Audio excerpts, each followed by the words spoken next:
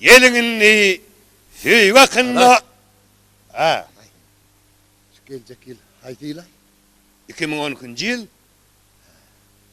Yo on küdüğünü bileyim. Ne memay? Şu hayvanlara ne geçil diyen mi? Balık yılı. Balık. Hava. O sana ne gerek bolunni?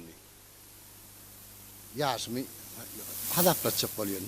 Yılın ait men yaşın ödüm hadaplap bereyin. Biliyor musun? Hava. Yılın ne mi?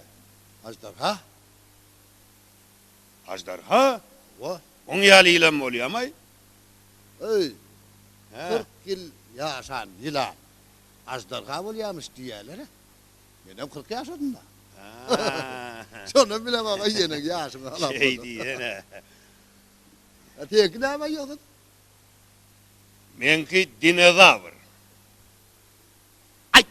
Dine davranır diyen yıl var mı benim? Görledin o.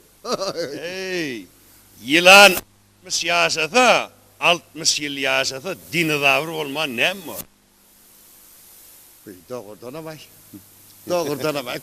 Kovdu var ya çekiliştirmeyin day. Ha. Tedil bayramçılığında yine mahvana vardı başlarında gerek geçirelim. Şey deli.